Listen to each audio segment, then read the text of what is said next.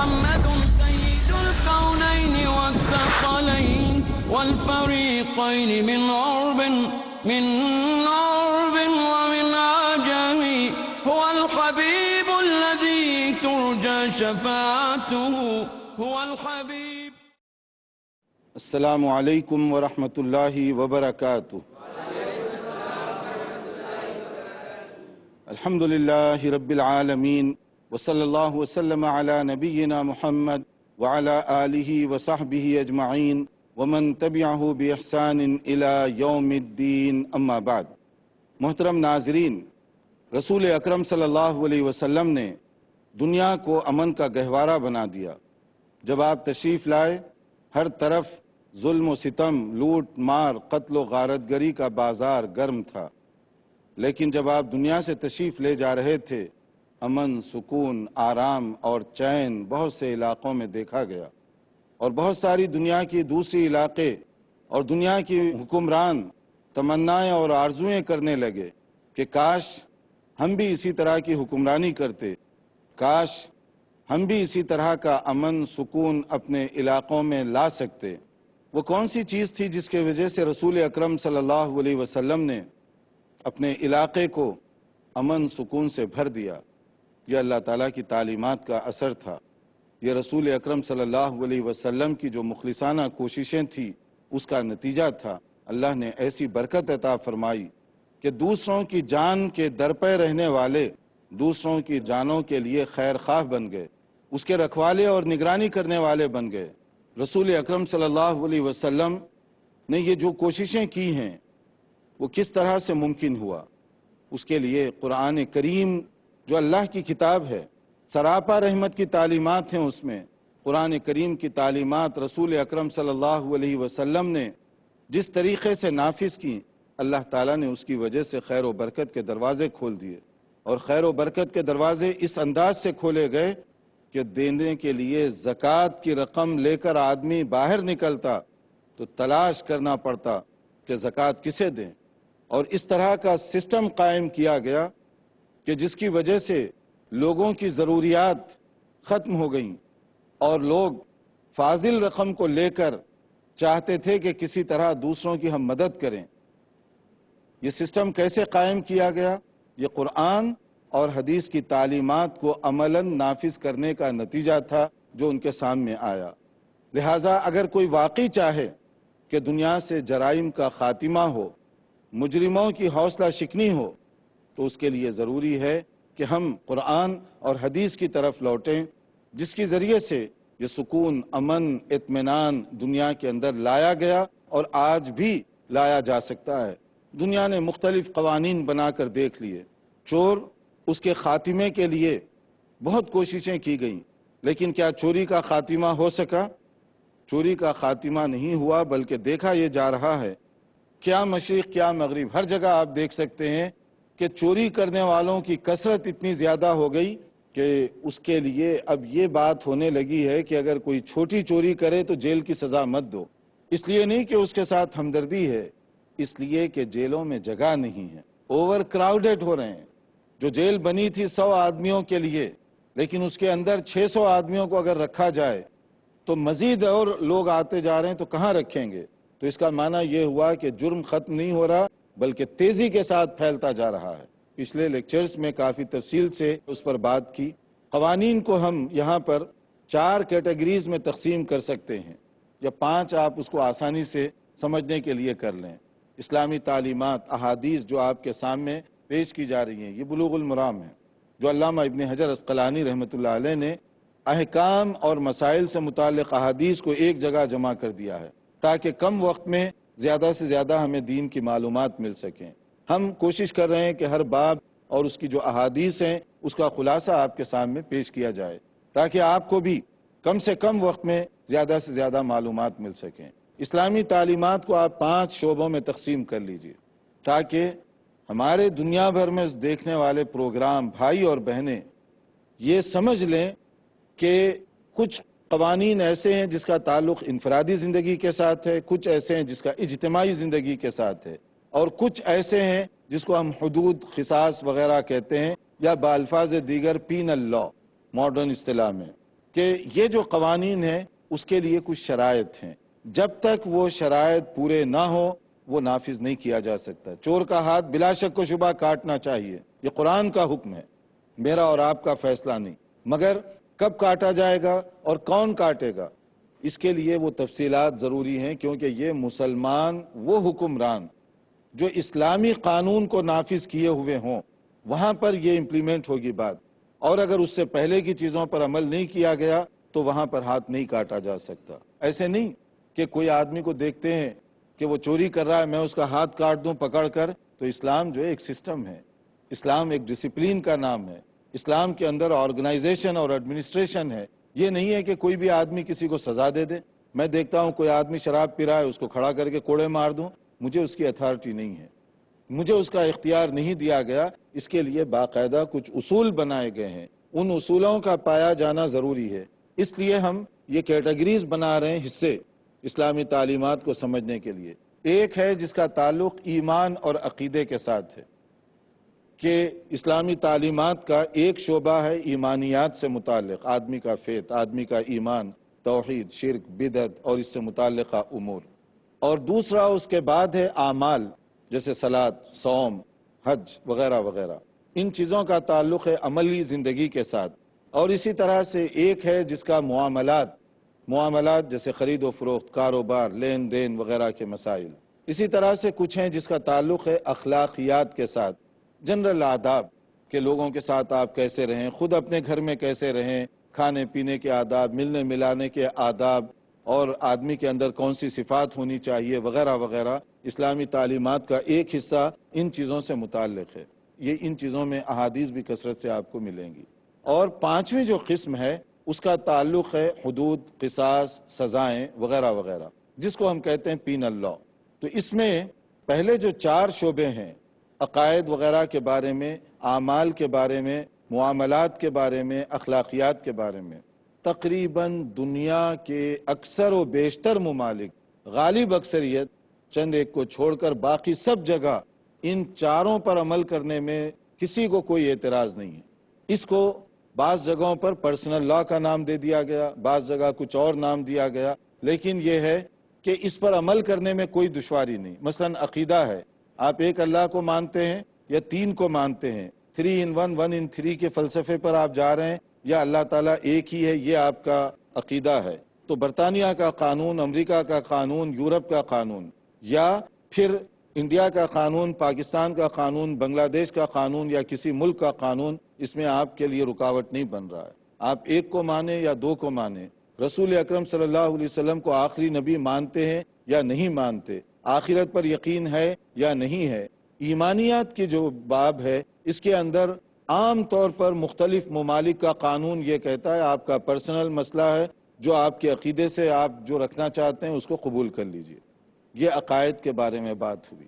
دوسرا جو مسئلہ ہے اعمال کے بارے میں، آپ 5 نمازیں پڑھنا چاہتے ہیں، کوئی 3 بار چرچ میں جانا چاہتا ہے، کوئی ہفتے میں سینیگاگ جانا چاہتا ہے، اور کوئی کبھی کبھار مندر میں جانا چاہتا ہے، تو قانون یہ کہتا ہے کہ آپ 5 بار نماز پڑھیں یا 6 بار پڑھیں یا 3 بار چرچ میں جائیں یا سینیگاگ میں جائیں، یہ آپ کا مسئلہ ہے، قانون اس میں رکاوٹ نہیں بنتا۔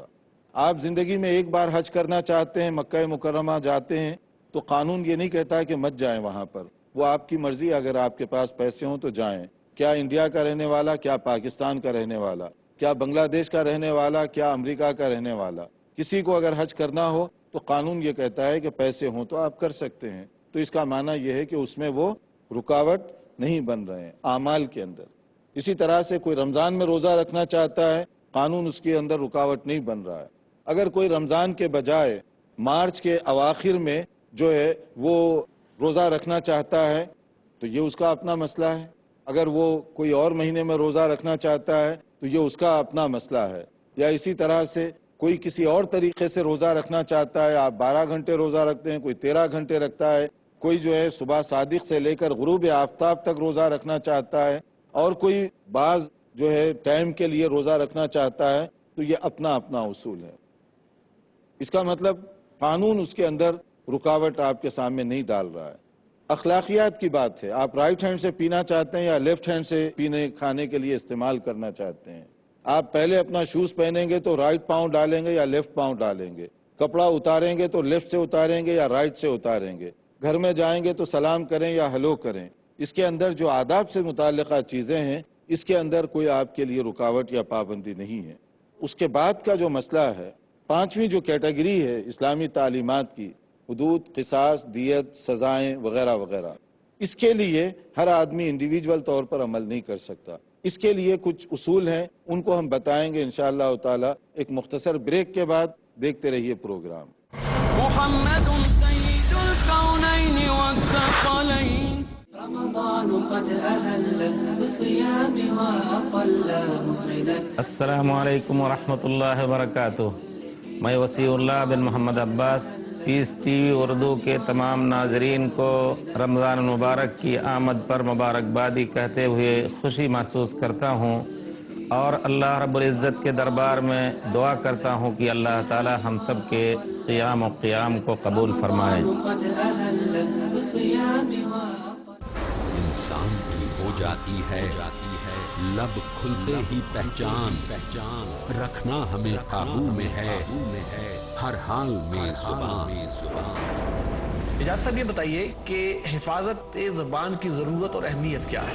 آصف حمید۔ قرآن مجید میں اس کی کیا رہنمائی ملتی ہے؟ وقولوا قولا سدیدا، بات کہا کرو صاف سیدھی سچی اور کھری۔ شریعت کے مطابق احترام کے قابل، پاک و صاف اور سچی۔ اس کے نتیجے میں تمہارے اعمال کی اصلاح ہوگی، گناہ معاف ہوں گے، اسلام کے دائرے میں ہو ہماری ہر بات، اور کامیابی بہت بڑی حاصل ہوگی۔ اعجاز لطیف۔ تو یہ قوت بیانیہ اللہ سبحانہ وتعالیٰ کی دی ہوئی نعمتوں میں سے ایک بہت بڑی نعمت ہے۔ کیوں اللہ نے بندوں کو دی ہے زبان کے صحیح استعمال کی نصیحت، زبان کی اہمیت۔ ہر پیر رات 10 بجے اور دوبارہ صبح 6:30 بجے انڈیا میں پیس ٹی وی اردو پر۔ وہ معزز تھے زمانے میں مسلمان ہو کر، اور ہم خوار ہوئے تارک قرآن ہو کر۔ اللہ کو مانو، اس کی توحید کو تسلیم کرو۔ پرنور آیات والی، سب سے اعلیٰ بیان والی، وہ وحی کے ذریعے سے آنے والی ہدایت، بہترین سبق والی، قرآن کو مانو، محمد کو مانو صلی اللہ علیہ وسلم، اور بعد بعد الموت کو مانو، جنت اور دوزخ کو مانو۔ سب سے افضل کتاب۔ تصور یہ رہنا چاہیے کہ کامیابی صرف آخرت کی کامیابی۔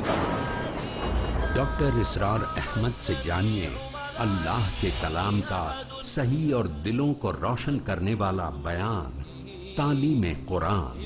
اگلا پروگرام پیس ٹی وی اردو پر۔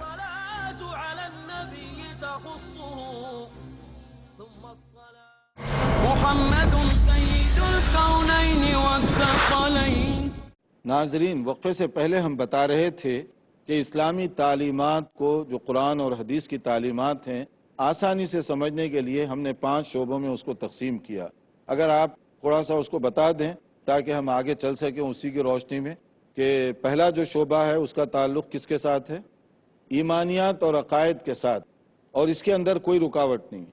اور دوسرا جو شعبہ ہے وہ اعمال کے ساتھ، کہ آپ نماز پڑھیں، کتنی مرتبہ پڑھیں، کیسے نماز پڑھیں، 4 رکعت پڑھیں، 5 رکعت پڑھیں۔ نہ امریکی قانون اس میں رکاوٹ ڈال رہا ہے، نہ برٹش لا اس کے اندر رکاوٹ ڈال رہا ہے، نہ پاکستانی قانون اس کے آڑے آ رہا ہے، نہ انڈین قانون۔ آپ 4 رکعت پڑھیں، 3 پڑھیں، 2 پڑھیں، یہ آپ کا مسئلہ، آپ کے دین کا مسئلہ ہے۔ اسی طرح سے آپ رمضان میں روزہ رکھیں یا کوئی جو ہے کسی اور مہینے میں فاسٹنگ کرتا ہے تو یہ اس کا اپنا مسئلہ ہے۔ آپ زندگی میں 1 مرتبہ حج کرنے کے لیے جاتے ہیں یا زندگی میں 3 مرتبہ جاتے ہیں، یہ آپ کا اپنا مسئلہ ہے۔ اعمال کا جہاں تک تعلق ہے، اپنے پرسنل اعمال، اس کے اندر رکاوٹ ڈالنے کی کوشش نہیں کی جاتی۔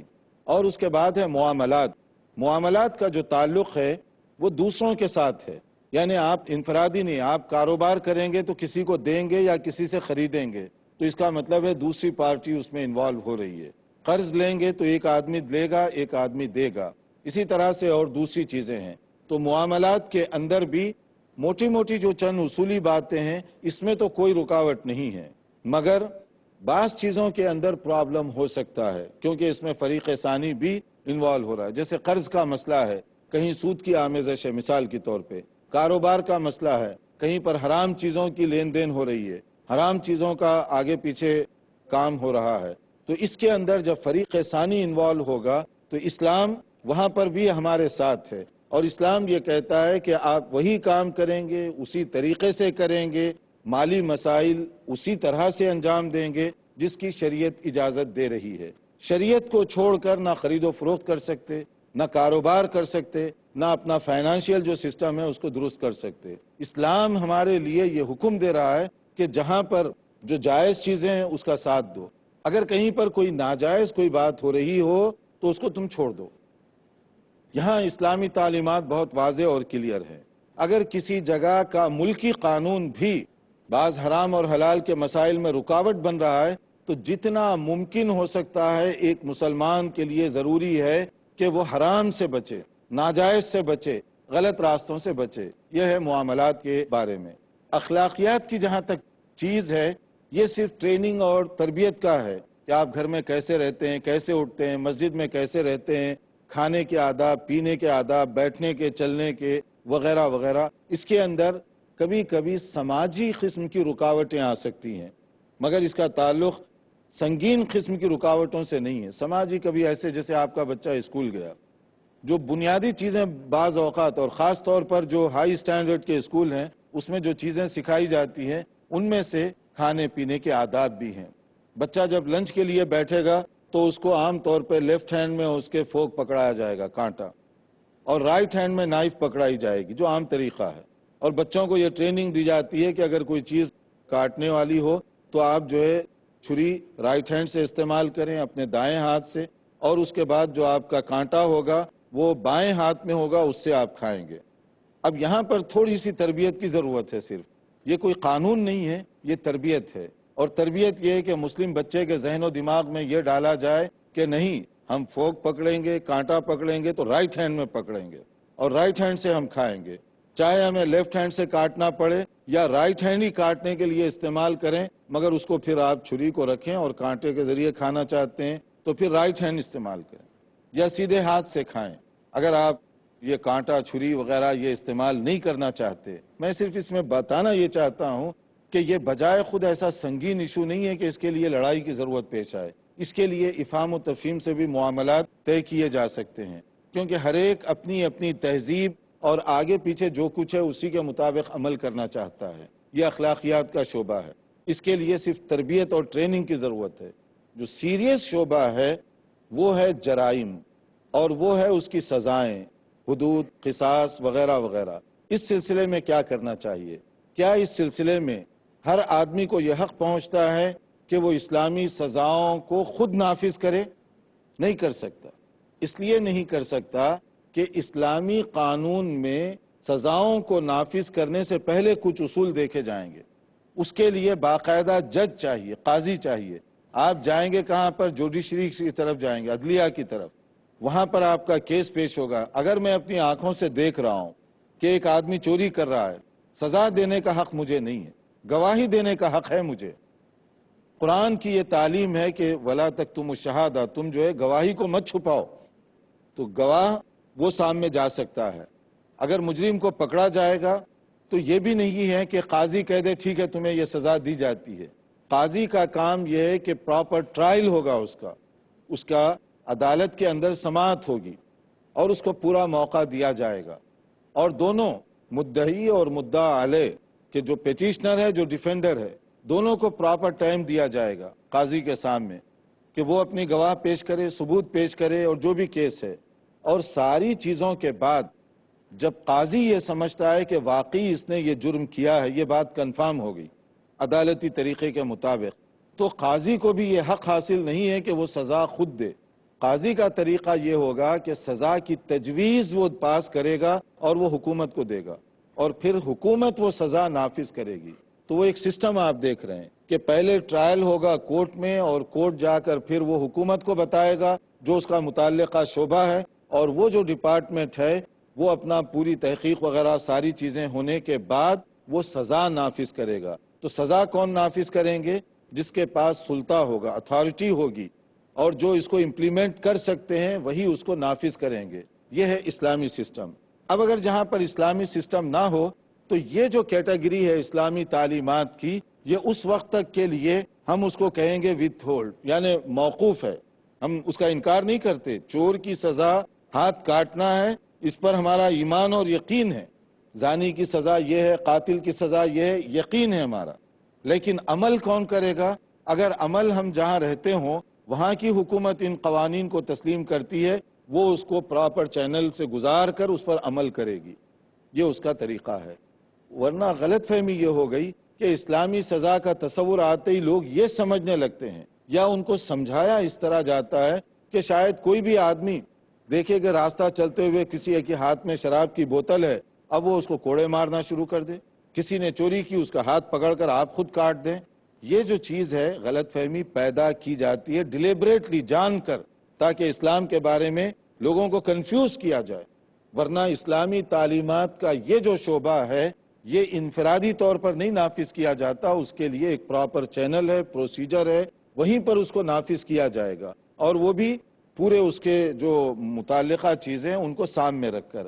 اب وہاں پر بھی دیکھیے کہ ایسے نہیں ہے کہ جاتے ہی کسی نے قتل کیا تو قتل کر دیا جائے گا، بلکہ جیسے کہا گیا لا یحل دم امرئ مسلم یشہد ان لا الہ الا اللہ وان رسول اللہ الا احدی ثلاث، کسی مسلمان کا خون ناحق بہانا کسی کے لیے جائز نہیں۔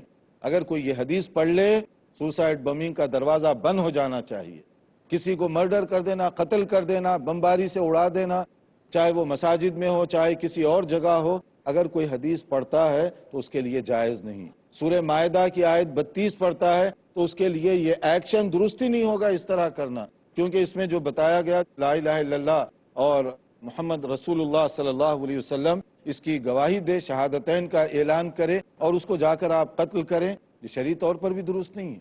اس کے لیے بتایا گیا اس کا کیا ہے، الثیب الزانی، ایسا شادی شدہ زنا کرنے والا جو شادی شدہ ہو، اس کی اپنی شرائط ہیں۔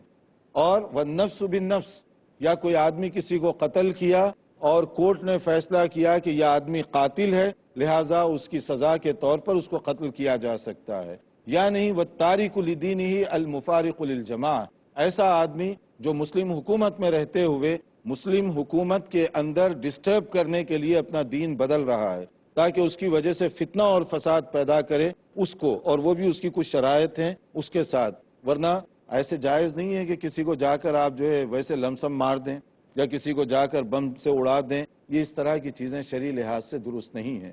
ہم اور بھی مزید باتیں انشاءاللہ تعالی کب کیسی سزا دی جا سکتی ہے وہ آگے اس کا ذکر کریں گے، انتظار کیجئے ہمارے آئندہ لیکچر کا، یہاں ہم تھوڑا سا وقفہ دیں گے اگر کوئی سوال کرنا چاہے تو۔ آپ کچھ پوچھنا چاہیں؟ السلام علیکم شیخ۔ وعلیکم السلام۔ میرا سوال یہ ہے کہ ہمارے یہاں جو قاضی ہے وہ نکاح پڑھواتا ہے تو وہاں نامہ بنتا ہے، نکاح نامہ جو ہے وہ حکومت میں جاتا ہے، تو اسی طریقے سے یہاں جو معاملات ہوتے ہیں چوری کے، تو کیا ویسا قاضی بھی نہیں ہو سکتا کہ وہ حکومت میں جا کے یہ بتائے کہ ہمارے ایسے معاملات ہیں، تاکہ مسلم معاشرہ جو ہے وہ بھی صاف ستھرا ہو جائے؟ قاضی کے بارے میں دیکھیے کہ نکاح پڑھاتے ہیں تو وہ حکومت میں جاتے ہیں، اسی طرح اور دیگر معاملات میں بھی اس کو کرنا چاہیے، اگر ہو اور اس کے لیے کوشش کی جائے تو یہ بہت اچھی بات ہے۔ لیکن جب ہم حدیث کی اصطلاح میں قاضی کہتے ہیں تو ماڈرن اصطلاح میں اس کا ترجمہ صحیح جو ہے وہ ہوگا جج، کیونکہ قاضی کا تصور اسلامی شریعت میں بہت اونچا ہے، بہت اعلیٰ تصور ہے، اور ہمارے ہاں جو قاضی ہے جیسے انڈیا میں، پاکستان وغیرہ میں، وہ صرف نکاح کی حیثیت سے ہے، اسی لیے بعض جگہ اس کا ترجمہ لوگ نکاح خواں کے طور پر کرتے ہیں۔ اسلامی اصطلاح میں قاضی کی پوزیشن بہت اونچی ہے جیسے جج کی ہوتی ہے، اور اس کا اپنا ایک طریقہ کار ہے۔ جہاں پر اسلامی قانون نہیں ہے وہاں پر یہ سارے پرابلمز ہو سکتے ہیں، اور وہ انڈرسٹینڈنگ کے ذریعے سے جب ایک نکاح خواں کو یا آپ نے حق دیا ہے تو تھوڑا سا اس کے حق میں اگر اضافہ کر دیا جائے اور کچھ مسائل اس میں شامل کر دیے جائیں، یہ بہت اچھی چیز ہے، اس کے لیے غور کرنا چاہیے۔ آپ السلام علیکم۔ وعلیکم السلام۔ آپ نے بتایا کوئی قاتل خون کرتا ہے تو اس کو سزا ہم نہیں دے سکتے، جج مقرر کرے گا، اگر وہ رشوت دے کے چھوٹ جاتا ہے تو پھر کیا کریں گے؟ ہاں، اگر کوئی قاتل ہو اور کورٹ میں جائے رشوت دے کر چھوٹ جائے، یہ تو افسوسناک بات ہے۔ آخرت میں تو آپ کو آپ کا پورا بدلہ ملے گا، اور آخرت میں جو سب سے پہلے فیصلہ ہوگا یہ خون کے بارے میں ہی ہوگا، اس لیے وہاں آپ کا حق تو محفوظ ہے۔ دنیا کی جو کورٹ ہے اس میں کوئی ٹرائل میں بھی چھوٹ سکتا ہے، رشوت دے کر بھی، اور کئی طریقوں سے چھوٹ سکتا ہے، مگر اس کے باوجود اسلام جو ہے انفرادی طور پر کسی انڈیویجول کو یہ حق نہیں دیتا کہ آپ خود جا کر اس کو قتل کر دیں۔ یہ اور اس طرح کے اور بھی ہمارے کچھ سوالات ہیں، لیکن چونکہ ہمارا وقت یہاں پر پورا ہو رہا ہے تو دیکھتے رہیے پروگرام، حاضر ہوں گے انشاءاللہ تعالی آئندہ کچھ مزید معلومات کے ساتھ۔ والسلام علیکم ورحمۃ اللہ وبرکاتہ۔ مولاي صل وسلم